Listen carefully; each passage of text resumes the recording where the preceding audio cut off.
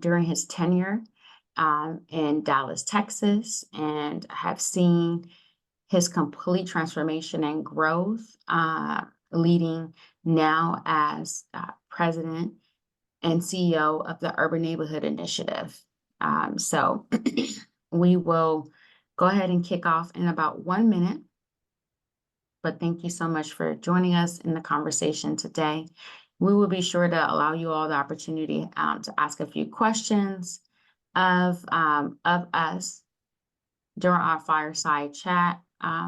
Probably about 35 at the hour. We'll spend a little bit of time at the top of the call just chatting.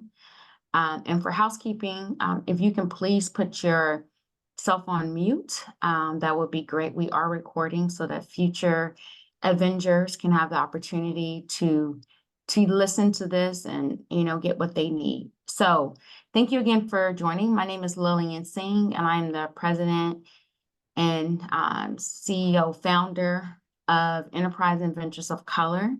This marks today, March, our third Lunch and Learn series. I'm super excited and really, really thankful to the Flint Coronavirus Philanthropic Subcommittee for making this possible, which includes the Community Foundation of Greater Flint, Charles Mott Foundation, Roop Mott Foundation, and United Way of Genesee County.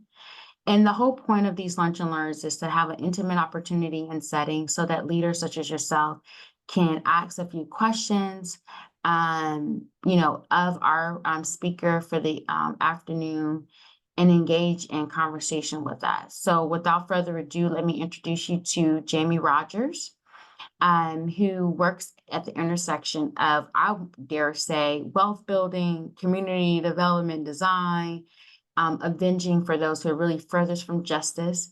As I mentioned, Jamee and I go way back to my time, I believe 2018, when I was first introduced to Jamee before he took over the helm of leading the Urban Neighborhood Initiative. Jamee brings with him, in addition to just great nonprofit experience, he also is Dr. Jamee Rodgers, also with a master's in ministry and nonprofit organizational leadership. And obviously, those degrees aren't enough. So then he continued his training to become a certified leadership coach. And all the skills are very much needed in order to support and advance for the organizations, as well as individuals and families that he support through the Urban Neighborhood Initiative in Kansas City, Missouri. So Jamee, thank you so very much for joining us today. I'm so grateful that you've decided to say yes, not only just because you're my friend and joining us, but also because of who you are in your experience. So as we kick off, Jamee, what's the heartbeat behind your work? Like, why do you do what you do? You have so much experience and you can do a number of different things, but what gets you up in the morning to do the work that you do? Well, first off, Lillian, thank you for having me this afternoon. It's a pleasure to be here. We go way back, so I'm excited to be a part of it. And anything you ask, I'm there, so we're good on that. But what drives me as an individual is just knowing that I wake up every day with purpose, on purpose. And I do that because there are so many people who don't have the same luxuries and pleasures that I get to take advantage of every day. And so if I'm in spaces and talking to people that communities that I love dearly don't have the same access to, then I'm going to make sure that I'm going to advocate and I'm going to speak for them until I can get them in the room. And so for me, it's just making sure that I do something. I mean, you don't have to do everything every day, but do something every day. And I wake up with that on my mind and I feel like, what can I do today to make an impact, at least into one person's life? Awesome. Thank you for that, Jamee. And as you know, from going through my design of building high impact nonprofits of color, an initiative and program that I'm the chief architect of from Prosperity Now, I remember, you were definitely focused even then on your own personal leadership and identity. And then I think subsequently thereafter is when you actually went through the John Maxwell coaching program and became a certified executive coach. So can you talk to us about what personal leadership values guide how you show up every day? Like, if you, as was at the end of life, and this is what you wanted your legacy to, reflect. Like, what would you want people to know about Jamie's and his personal leadership? If I were going to leave a piece of me from my leadership heart, what I would end with saying is this: leadership is a destination. Where are you leading to? If you're leading in an organization, if you're leading a family, if you're leading in a community, whatever it is that you're leading, there ought to be an aim, a goal, or a destination that you're trying to get to. And if leadership is a destination, you have to steer the ship and lead where you want them to go. And for me, realizing that I can either lead people to be great, or I can lead people to not be great. That falls on me, and it falls on the culture that I set and the temperament that I set, and the strategic plan outlinement that I have to be able to help them to be successful. For me, being a leader is not telling people what to do; it's creating opportunities for them to think freely and be authentically who they are, and in that space, being able to guide them in the directions in which we're heading for either the organization or whatever our purpose is. But as long as we have the same MVP, we're good. And the MVP stands for what's the same mission. Do we have the same vision and values? And do we have the same purpose? And if we have those things, and I can lead, knowing that I have other leaders around me that have been empowered to be exactly who they are. And it doesn't fall just on my shoulders. We're collectively going to serve and we're going to lead together. So that would be what I leave. Awesome. Thank you for that, Jamie. So when, as I mentioned at the top of the call, you and I met during your time at Dallas Leadership Foundation when you're a leader of engine in Dallas. And since then, you've transitioned, and it's been just such a beautiful thing to witness for me. One, your courage, how courageous you were in making that leap of leaving one city to go lead another nonprofit in a totally different new city. So Mm-hmm. can you speak to, why you made that decision? And the second question I would love for you to speak to is, what do you believe is the current superpower of the Urban Neighborhood Initiative? Okay, so first question, why? Well, for me, I realized after having conversations and exploring the opportunity that there was a specific need that was here. But once I got a chance to meet with some of the community members, they're the ones that sold me. The paycheck, the position, the title, none of that would have moved me from across the country. But when I talked to people, they literally were telling me stories about how, by definition, redlining was initiated here in Kansas City, and there's a plan that's been in place, and for 88 years, it's still in place, and we're still following it to this day. I knew then that was my call to action to step up and do something. And so I felt led to do it. I'm a person of faith, so I felt like it was something that I was led to do, and it was a purposeful movement, purposeful alignment, and I never looked back. And it's been a true blessing since that day. What's the superpower, the special sauce for Uni? Um, I would say that our special sauce is that we live each day with purpose on purpose. We serve with purpose, and we specifically love taking vacant places and making them thriving spaces. And for us, we have a team that has been uniquely brought together by design, not by default. And we have specifically worked with communities, not just for communities, and we help them to realize their dreams for what they want to see in their communities, whether it's in housing, it's education, it's in community development, it's policy advocacy. We step up and make sure that if we don't provide the services, we have well-vetted partners that we can connect them with. But our secret sauce is knowing that we're connected to the people. We live by this philosophy of anything done for the people without the people is against the people.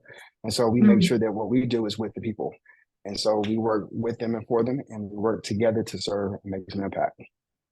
You got to say that again, Jamie, like, because I may have to like steal it and then like quote y'all. So without the people, say it again. So anything done for the people without Mm, the people is against the people. And so mm, we make sure that we do it with the people and for the people and not against them. I love that. So obviously, you're one of my folks that I call on because you are amazing and, obviously well educated, credentialed, but us folks like us, right? It's hard to fail. So can you speak to like, what has been, your greatest failure, right? As you stepped into this new leadership role, perceived or real, what would you say has been, one of your greatest failures to date? One of my greatest failures to date, it's a great question. I would have to say not being authentically me because I felt like people were shaping the narrative of who they wanted to see Jamie be and how they wanted Jamie to perform instead of Jamie actually being purposeful and impactful in his own way. And for me, I had to work through chasing ghosts. And by that, I mean, I'm chasing ghosts of CEOs past. I'm chasing ghosts of parent issues from way back when and what success was supposed to be. I'm chasing ghosts of society. I'm chasing ghosts economically. And I had to realize that me chasing ghosts means I'm always behind. And so I had to figure out how to get ahead and not stay behind chasing something. And so I changed my mindset. My mindset went from chasing to leading. And when I decided I was going to lead my own life, how I wanted to see it go, good, bad, or the other, it's going to be my life to live. And so I was going to step up and do just what I wanted to do in life so that when I leave this place, somebody can say, at least I know Jamie and Jamie made an impact on me. So I wanted to invest in people. Thank you, Jamie. I love that. Not really leaning into your full self, right, is a mistake. And um, I think, as I go into the next set of questions, one of the reasons why I designed, Enterprise Adventures of Color, which is modeled, after the work, of BHINC, which you were a fellow in, is to really address, right, some of the complexities of what you just described, which is why we anchor our work really on like really strengthening the organizational capacity of an organization. But you can't do that if you don't spend time fortifying the leader, right? And encouraging and strengthening and reminding that leader of their power, of their strength.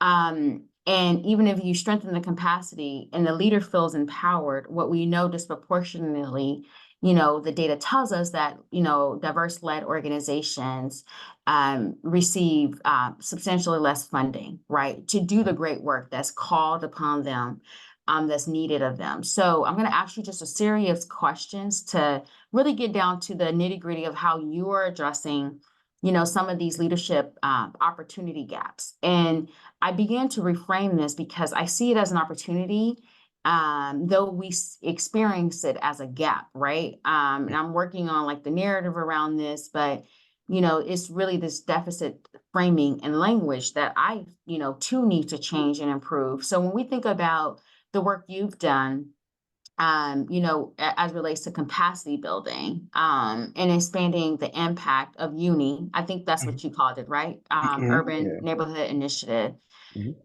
Uh, Stepping into this role, you've been in the role for almost 2 years, About 2.5 now.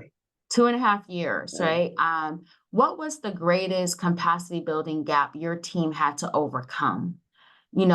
As you guys are serving the people in partnership with the people. I'm a claiming and name what you said, so I may text you for the action framing. But what would you say is the greatest capacity building gap your organization had to overcome, and what helped you get over that hump? So I would say the biggest one is preconceived notions. Because of the unique way that we were founded and created, we were an organization that we were created because the city, the chamber, United Way, the healthcare system, county healthcare system, major foundation came together and said, we have to do something and we need to figure out how to serve residents on the east side of Kansas City. We don't know what to do.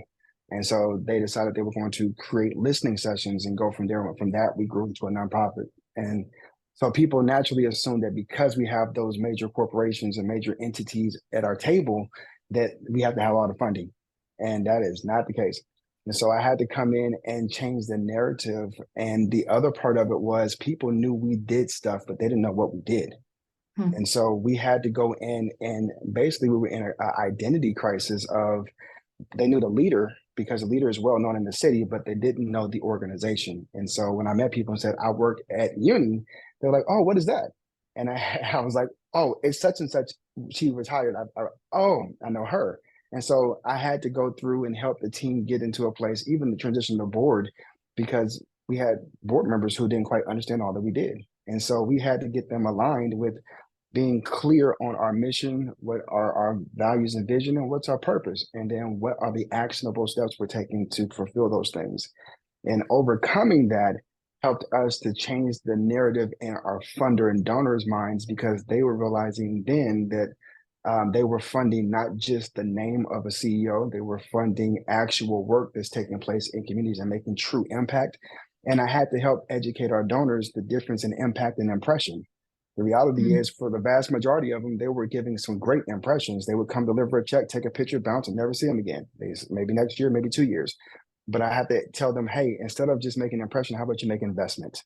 Investment Hmm. means you're checking. You don't have a 401k that you don't follow up on at some point to see how it's doing. You don't have stock that you don't look at to see if it's making money and dividends in return. So if you're going to make money checks written out to people, how about you make an investment and then follow up with it, meaning that you have a personal connection to it. Otherwise, stop perpetuating the fraud and taking pictures. And I had to help them understand that just that bluntly, because they were doing just that, taking pictures and dropping checks, and that was it. And then you tag us, oh, we helped the people of the east side of Kansas City. That's great. You did it one time. But if you're going to make an investment, then make investment, an investment of your time, talent, and your treasures. Awesome. So give us a nugget. How did you, I mean, because it sounds like you had to literally lean in and support like a mindset shift of what it meant to be a philanthropist and a Mhm. partner. Mhm. Like what did that labor feel like for you? Like what did you tangibly have to do? It was tough. Sitting at a table, I have a 29 member board, and we jokingly say if you throw a rock outside our front door and hit a building, their CEO is probably on our board. So you're having to come into a room where you're probably one of a few people of color, and you are leading an organization that is very publicly known, and you're having to tell them we have to make some major changes because we won't survive if we don't. And so for me, I had to be okay with ticking some people off. And I had to be okay with accepting the reality of, if you truly want to grow, then there has to be growth in each of the individual branches and not just the tree. And so I wanted to make sure that they understood that and that they bought into that idea and that they were committed to it. And unfortunately, there were some people we had to ask to um, bless us with their presence of not being there. And so we making sure we have the right people at the table, making sure that everybody's on the same page. And it was a struggle because here I am new to not just an organization, but a city, a community, and a culture in a very political city, in a very political state. And I'm having to make some decisions and make some changes that ultimately were very different than previous leadership, and having to get them understanding that, hey, it's imperative that we make these changes now. If we don't, you'll regret it later. And your instructions when you hired me were to grow the organization, then we have to make some changes. And so we addressed them, but we had to take a head on approach. We couldn't go around and be timid. We couldn't be afraid to talk and speak up because people's lives truly depend on it. And Hmm. so when I think about somebody else having the fear of, I don't have a place to live, then my fear of speaking up in a room of board members seems to be very small. And so at that Mhm. point, I put my fear to the side and I spoke up because I had no other choice. And I needed to take advantage of the opportunity to make sure that the people who were expecting me to do what I said I was going to do when they interviewed me expected me to show up. And so I had to keep my word to the community. And that's what we did. Love that. So encouraging. You actually answered the second question, which is about, how you've had to navigate some real challenges, right? As a Black man in a city that's wasn't his, but your commitment was to the people that hired you for, to really represent them at the table with controlling board members, right? I love what you say. You gotta you gotta maybe kick some of them off off the board so that you can actually fulfill the mission and the purpose. So thank you for being, very honest about that. And I think that too few of us, right, want to lean into our power as leaders and to understand that there's actually choice. There's choices that we can make as leaders. And sometimes that choice is putting ourselves on the sword on behalf of the integrity of the actual title.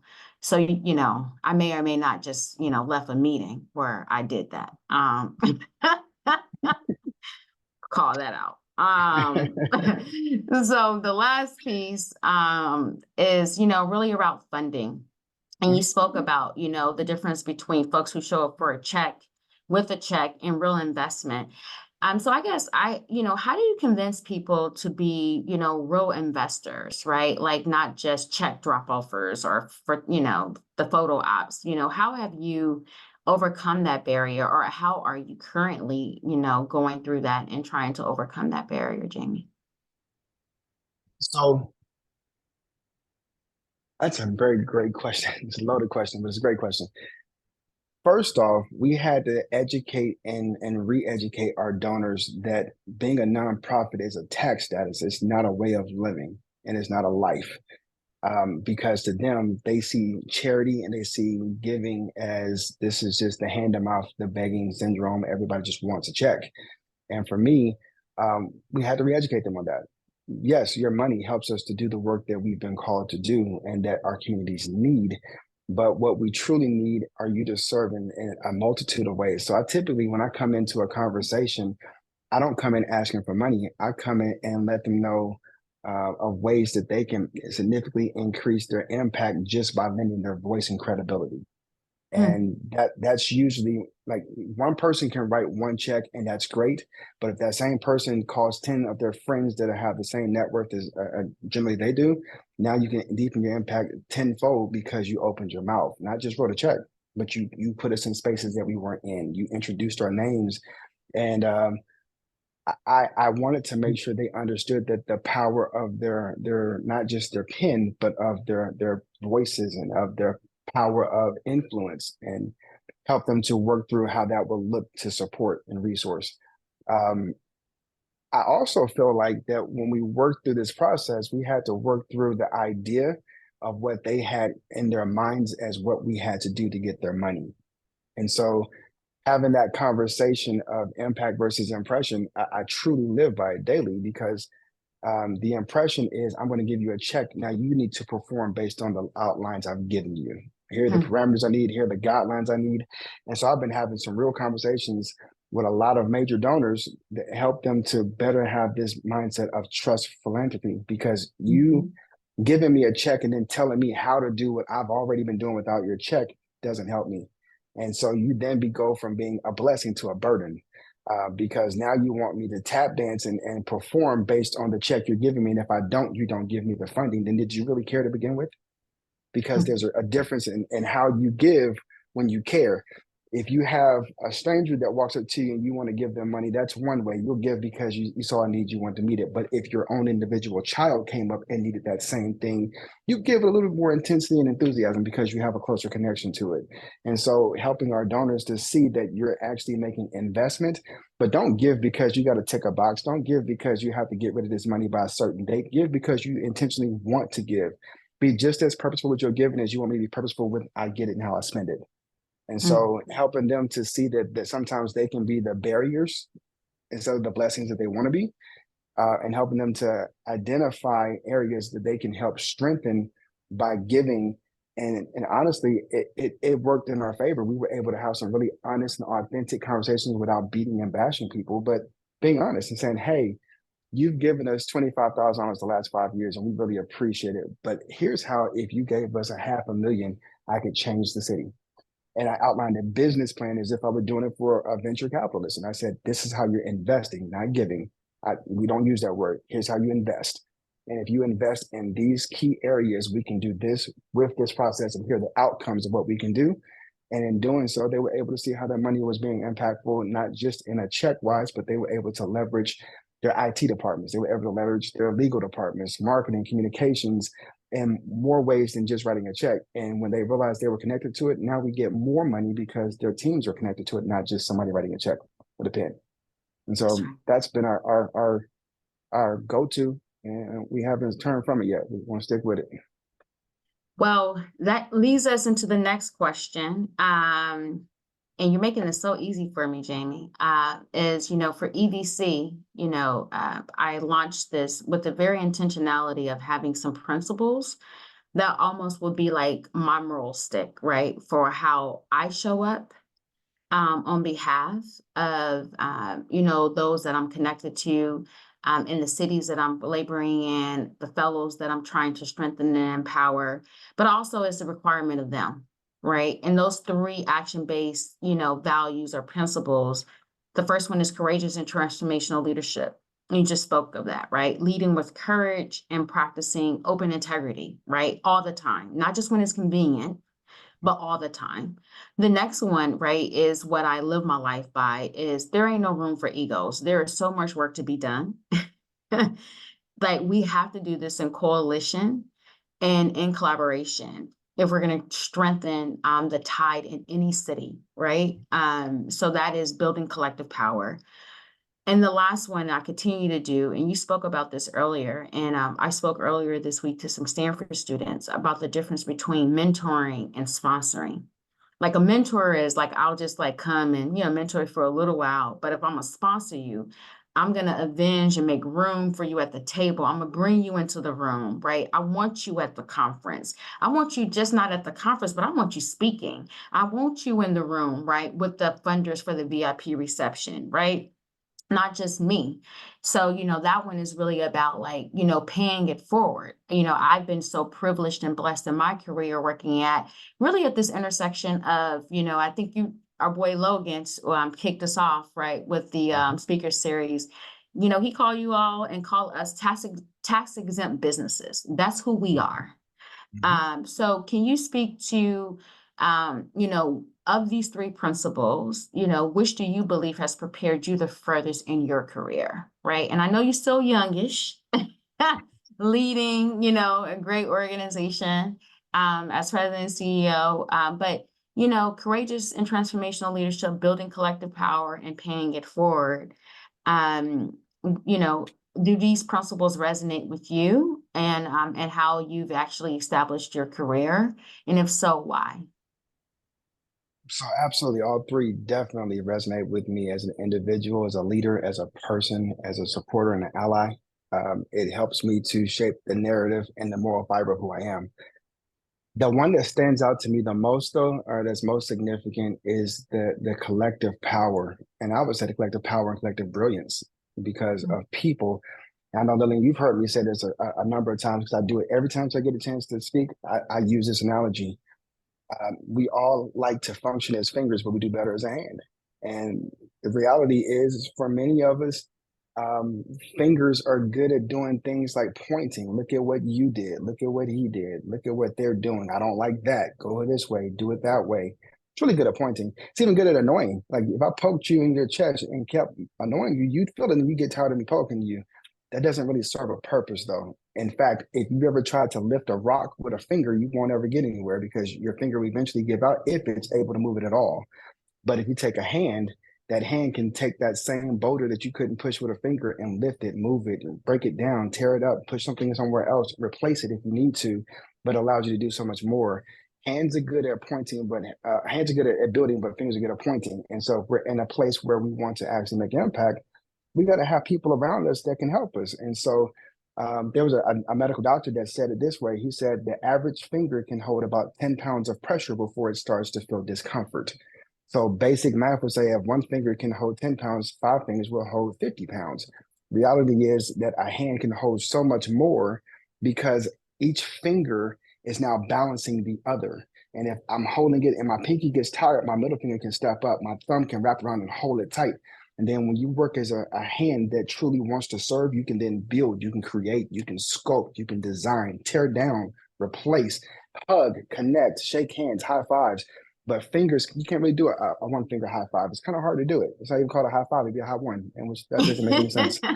So if you truly want to make impact, surround yourself with people that are on the same mindset, that want to build with you and that want to serve with you. And then you all can be individual fingers, realizing that you're all very different. Somebody can be a thumb, nice and short and fat. Somebody can be the pinky, nice and small. But either way, you have a place on the team, but collectively we can go further, we can do more, we can serve more, and we can give more, we can build more, we can create more, and we also can tear down more. And so stop being a finger, serve as a hand. Amen. Thank you for that, Jamie. And before I open the floor to questions, one question for you. You spoke to your organization, and you've been there for 2.5 years, right? Mhm.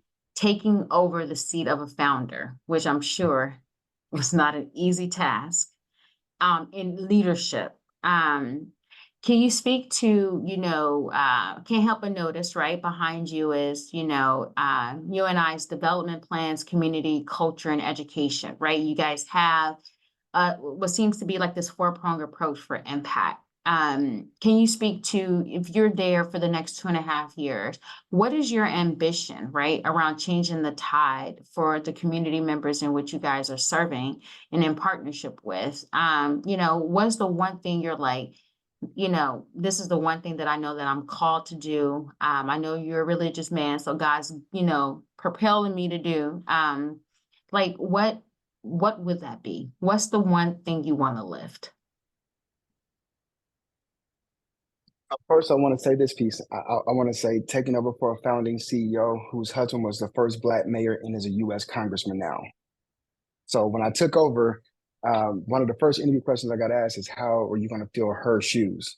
And my response kind of shocked the group, but it was good. They got shocked.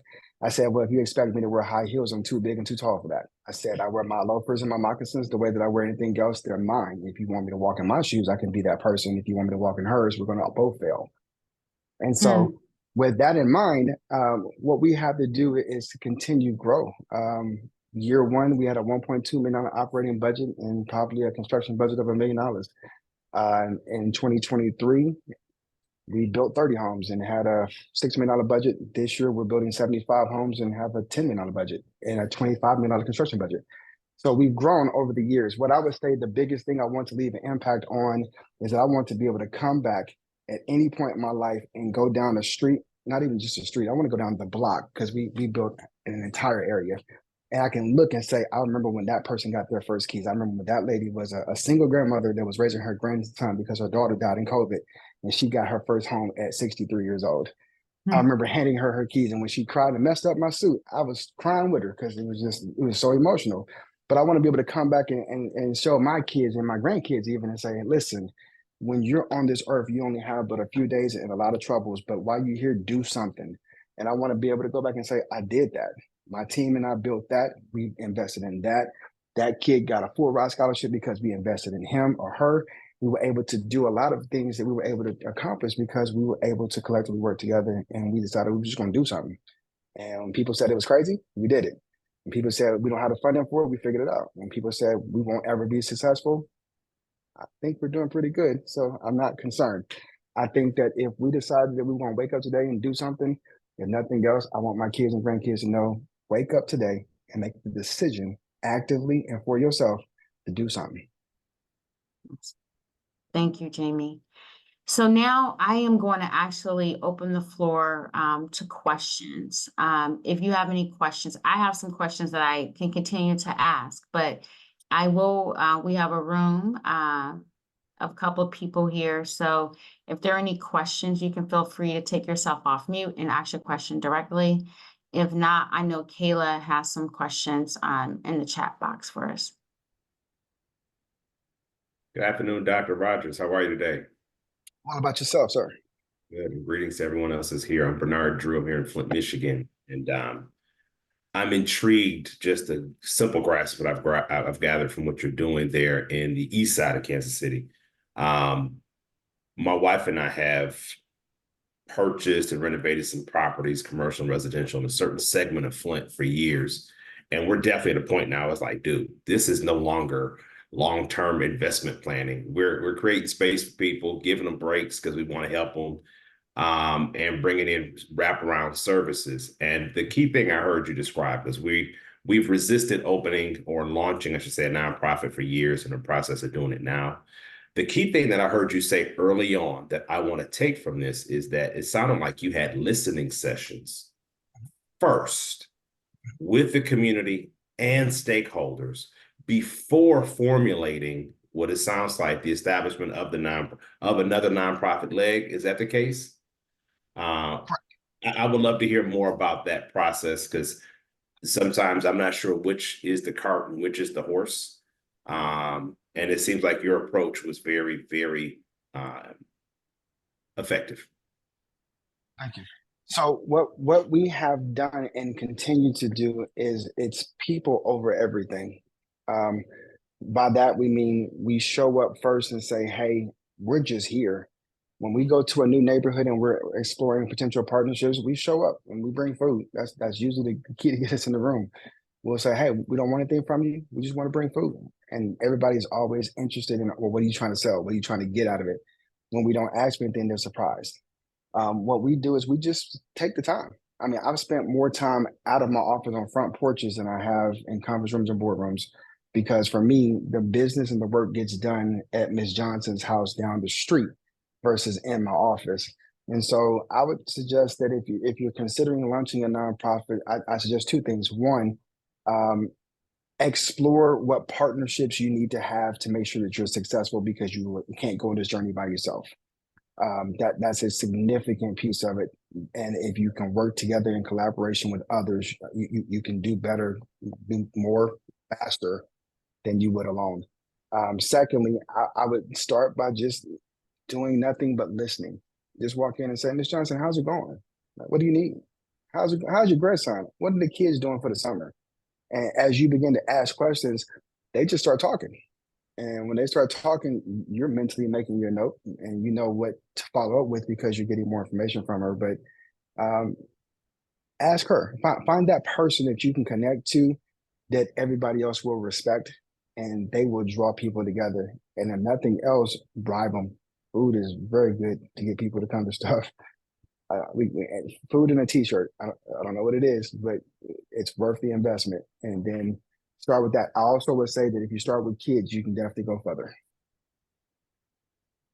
I appreciate this greatly. And my wife had a background in real estate. So a lot of times my irritation of seeing properties blighted or in terrible condition is my driving motivation. The reality is these neighborhoods are neighborhoods where if it's not about serving the people, this is not a, cash cow type of real estate development opportunity. This is, all right, we beautified it, and what kind of service can we provide for people? So I'm listening because that has to be centric. And I'll say we've developed some relationships, yet I feel the internal shift that has to happen from real estate development first to what do the people need, and then what space can help meet that need. And so I'm listening. I will look forward to staying attentive in both regards in your endeavors. Thank you, Dr. Singh. And thanks. Thank you, Bernard. Any other questions from the audience before I ask a few of my own? We have a question from Angela in the Q&A piece. you. I don't know, Angela, if you want to say it, or I can read it for you. My voice ain't as pretty as yours, Kayla. So go ahead by all means. Okay. So Angela says, Dr. Jamee, speak with such agency and conviction. Thanks for sharing. How did you handle the naysayers as a newbie in the community? And specifically, how did you grow and fortify your financial position? Two great questions. How did I deal with the naysayers? I'm dealing with them. It's an ongoing process. If they like you, they like you. If they don't, they don't. Either way, they don't stop the show. What I would say the naysayers is I try to understand the why, not the what. The what may be the lashing out in a public meeting, and they may be not saying some great things about you based on what they have perceived about you. What I say is have a conversation and actually get to know them, and you will actually be surprised at what's really the issue. And usually, if both people are reasonable, you can find a solution and get around it. Some of my biggest naysayers became some of my biggest supporters when I actually sat down and said, what's really happening? Like, why did we get here? How did we get here? And what can I do? Or what have I done? And if it wasn't me, because I people from other places said, hey, your organization did this 12 years ago, 20 years ago, and I want to know what you're going to do about it. I'm like, well, ma'am, I wasn't here but 3 months ago, but now let's talk about it. I want to know what happened. Tell me the story.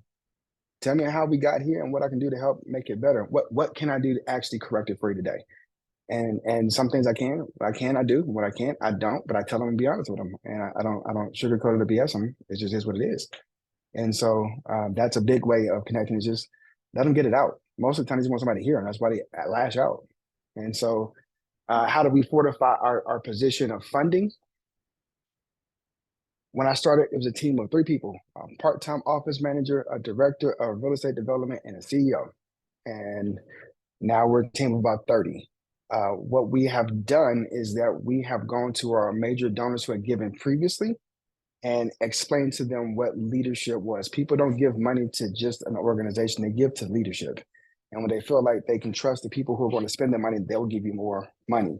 What I had to do is I had to change their mindset of giving and just giving money to actually investing. And I literally, I kid you not, wrote out a business plan and said, here are the 10 positions I need to make this organization from a 1 million to a $10 million organization in 5 years. And if you will invest in me, here's what we can do. And I walked out year 1. I want to hire these 2 positions, and here are the salaries. Here's the fringe. Here's what I need to get it done. And here's the programming and the people that will impact out of it. So what I would say do, and it's gonna sound crazy, but I'll whiteboard stuff out. Put on a whiteboard, what's your 5-year goal? Or if it's a 10-year goal, big picture, this is the grand dream. And then reverse engineer it back every month, every year, every day, every week. My team knows that we have a calendar. Every day you should be doing this to get to this every week. Every month is where we should be to get to our 10-year goal. And we've outpaced it by a year and a half so far because we've been able to keep it in front of them and say, here's what we've all committed to doing. And I think that helps investors, not just donors, but investors, put money in your pockets. And then I would also say, depending on what your industry is, ask for more of an investment by lending versus just getting a check. Here's how I'll say, I had a donor that would give us a couple $100,000 a year and just unrestricted support, which we loved, great money. But when I came to their CEO and said, hey, in addition to this, here's how you really can make impact. If you gave me $1 million line of credit and you gave me a 2% fixed interest rate to cover your capital gains loss, I could then give you 30 homes in 5 years if you let me. And when I told her that, she sat down with her board, came back and she said, hey, we'll give you not only this $1 million, we'll give you another $500,000 to go with it and unrestricted to do whatever you want to do with, however you need to build the capacity to use it. And build what you can build, just build something. And we'll check again in 5 years. And if you've done what you said you're going to, I'll double it. And so I didn't ask for the money to give me a check. I asked for just give me the loan and make it reasonable. And investing in me, truly investing, you can then take that money back and go give it to somebody else and keep doing it. But I'm just asking you to take the chance on us. Let us prove what we say we can do. And if we don't, then, don't support us anymore, but give us a shot. And that's been the biggest way to support our resource of organization. And that one person gave, then multiple others came out because that one gave us their credibility. Thank you for sharing. Right. That's definitely a more strategic approach. Mm-hmm. Thank you. Thank you, Jamie. Jamie, I have a question for you because we've talked about this. First of all, I just want to just say that my friends are dope in real life. All those, my friends are dope. But one of the things that I've known about you from the very beginning is just how open you've been to coaching, and now you are a coach. Being coachable is so important to gaining knowledge. So that's one piece. How do you coach your team and how do you care for your team? You've built this 30-person team. Congratulations, by the way. How do you care for your people and how do you coach them? So I'm one of those weird nerds who went to school and actually specialized in leadership development. And so my PhD is in leadership development and cultural dynamics. And so I like to study people. But what I did was to create the culture I wanted in my organization. I hired people who align with the mission of my culture, not just the mission of my org. But once we got those people in place, we put in things to make sure that it was successful for the people. So one, every Monday morning, every person in my organization comes together for a mental health Monday check-in. I want to know how you're doing.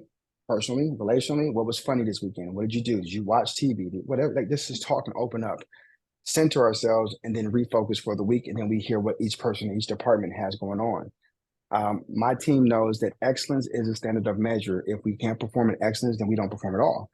But they know that Monday through Thursday, I need your excellence. That's why every Friday my team doesn't work. My team works a 4-day work week. Fridays are mental health days. They get a 3-day weekend every week because I need that excellence when you're here. I also give them a week in July called Christmas in July. They get the week of Thanksgiving, 2 weeks of Christmas. And then they also get 35 PTO days, 10 federal holidays. But we don't miss, because when they own the clock, they know that they own the clock, and I need them to give me their absolute 100% best. It's not perfection, it's just excellence. And they know that I'm riding with them. I pay them fairly. I am fair to them and their benefits. They don't pay for their own healthcare. They don't even pay for co-pays when they go get medicine or see a doctor, because I want to make sure they're taken care of. We had to get out of the mindset of the working poor for nonprofits. We can't be struggling to pay our own mortgage, trying to help somebody else pay their mortgage. How does that benefit, or is that a good testimony for what we're trying to do? And so we pay people what they're worth. And that was one of the things, actually, my first year. I actually walked into one of my board meetings because they didn't want to give raises to people. And they were paying, my leadership team are all Black women. And I'm not ashamed to say that. And all of my directors are Black women, and they were getting paid 62 cents on the dollar to their white counterparts. And they had master's degrees and their counterparts didn't. And so I walked in after talking to my board. They were giving me hesitation.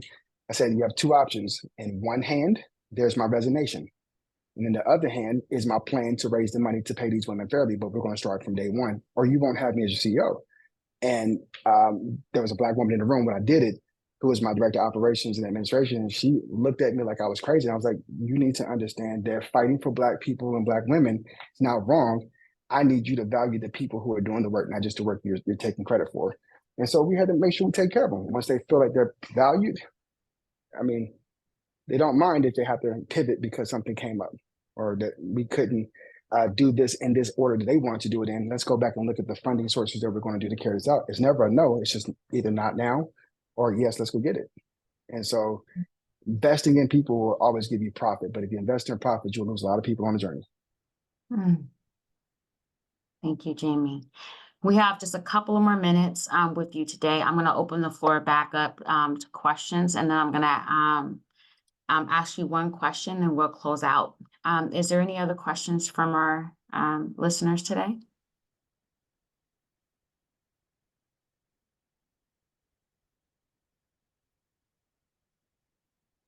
I'll just say the overflow of just your operations processes and mindset have been refreshing. So I'm here to listen to any other response or insights you may have. Awesome. Jamie, one of the things that, I am most curious about, as I've seen your leap of faith in moving to this new city, what recommendations might you have for leaders if, in my space, these leaders are strapped with time. You guys are often asked to do way too much with too little.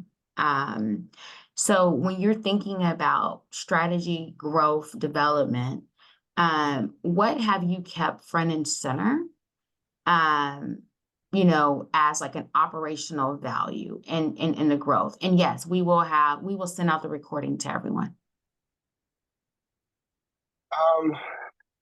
Let me make sure I understood your question. You said, what did I find it valuable? Like to operationalize the vision, right? Because I think it's one thing to have a vision, and you talked about having a whiteboard, but like what other like strategic things you've done, like that was very, very intentional and very, very tactical? Because the nonprofit leaders I work with, you guys are strapped for time. You don't have the time, right? So what have you found to be like a very, very strategic and tactical, like task, activity? Is it journaling? Is it planning? Is it visiting the vision every week? Like what did you commit yourself to for this exponential, and I dare say exponential growth in 2.5 years? I never stop investing in me. And that doesn't require money. It just requires me investing in me. So what I mean by that is, whatever it is that you do for you, don't ever stop doing it for you. What I did was I came into this role. I told everybody, I said, hey, friends, family, loved ones, like, just know my first year on this job, I have to live today how most won't so that I can live tomorrow how most can't. And I said, so for the first year, if I'm not able to make your happy hours or if I'm not able just to go shoot the breeze on weekend getaways, know that I'm grinding for this year to get things in place so that I can do next year whenever I want to and how I want to. And so I began to place that in my forefront of my mind of I need to execute. Here's my actual plans. And I use a 4 square quadrant time management. I have must-haves, I have should-haves, somewhat, and then whenever I can get to them. If it's not a P1, then it's not going to get done today unless I have my P1s all off my plate. But then when you work from that mindset, you realize that you have boulders, you have rocks, you have pebbles, you have sand, and you have water. Your life can be filled up with water and never get the boulders and rocks in there. Your life can be filled up with a whole bunch of sand that's nitty gritty and gets into all the crevices you don't want it to and makes you uncomfortable. But you could have gotten so much more done had you put the big things first. And so leading with that in mind, knowing that I can't do everything every day, every year, but I can do something. So what's the something I'm going to do this year? And then those are the big rocks and boulders I'm going to focus my attention on. And I may only be 2 or 3 boulders versus 1,000 pebbles or billions of grains of sand. I can get caught up in the sand and sink in it, or I can actually get the boulders and say the boulders are what I can do. I can only manage this. But set realistic expectations for both yourself and for those that you're serving and working with and your board members, because they need to understand that if you're expecting me to make a miracle happen every day, it's not going to happen. But if you give me the chance to serve, I'll make impact. And so just keeping that in the mindset, knowing that's not it. And then don't be afraid to take shots. Failure is not fatal and it's not final. But if you fail, fail forward. Awesome. One last question from Kayla, and then I'm going to close us out. Kayla Williams. Thank you, Lillian. And thank you, Dr. Jamee, as well for this amazing session. It's kind of a two-parter. So first, like in terms of your point about like centering community and all that you do, making sure that you work with them and not without them. I was wondering if you could speak a little bit about like what practices you guys might use to make sure that you do constantly have them at the front. And then I think secondly, in terms of, I think the level of like holistic work that you guys are doing, I think at times can make, funders seem and external stakeholders anxious, right? Like you guys are trying to do too much. So I wonder like how you guys are able to find that balance in, properly responding to community members, but also communicating that you're doing like just enough.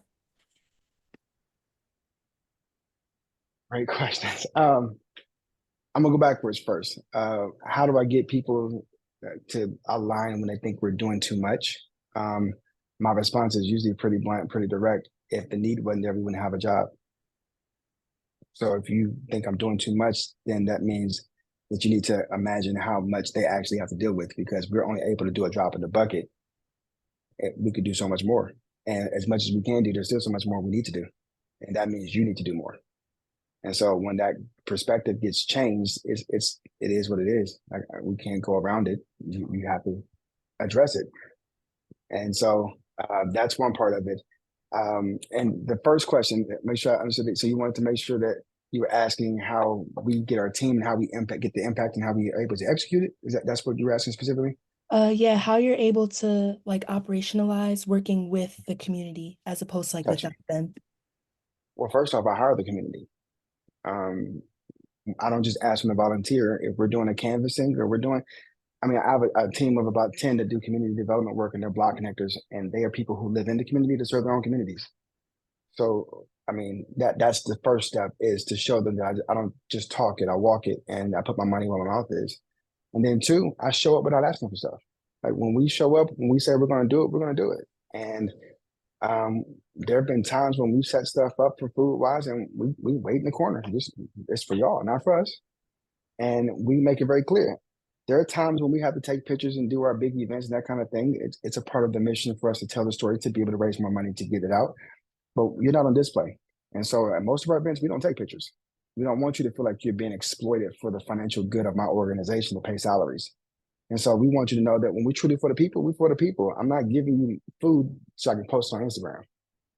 I'm giving you food because you needed food and you were hungry and your babies were hungry and y'all had holes in your roof and I had to fix that. I'm not going over your house to like look at me live. I'm at this person's house about to go bless them by giving them this new roof. Like that just makes me like I can't curse, but a jerk.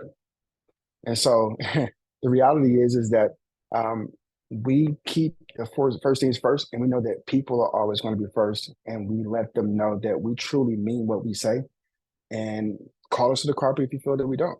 And I have a lunch with our directors of our neighborhood associations that we serve every quarter, and we sit down and I tell them, I'm not going to say one word. I'm just going to be writing in this notebook, telling what we've done, good or bad, and what you've heard, what we need to do better, how we need to do. And our programs have come out of those conversations. And they thought I was crazy at first. And they were like, well, let me tell you what I don't like. And I was like, please, I don't want you just to sugarcoat it. Give it to me raw. And let us address these things instead of you going back and telling everybody else that we suck and we don't know it. And so we adjust. We embrace the suck. We just figure out how to make it better. Thank you. Well, Jamie, thank you for the yes to the email text exchange. I'm not even sure how I invited you, but I knew that who you are, what you've done, and I've seen the trajectory of your career, and you're just getting started. You know that my friends out in Flint definitely needed to hear from you and hear your testimony, but also your journey. So I am grateful for you joining us. Thank you so much. And if you don't mind, obviously we're going to share the recording out, but I'm sure some of our friends are going to want to hit you up for some more nuggets. So if we can share out your email address with some of the folks that joined our call today. I want to thank you all so very much for joining us. We have our next Lunch and Learn series next month, second Tuesday of the month. We have Stephanie out of Baltimore, who was also a Building High Impact Nonprofits leader and fellow who is leading a new effort on working collaboratively with the city, as well as Purpose-Built Communities National, to think about what does it look like to center youth education as a part of community development, as a very, very clear target and strategy. So we hope that you will join us. That is it for today. Thank you so much, Jamie. And I'll just end by saying, my friends are dope. So thank you all so much for joining. Thank you all. Thank you, guys.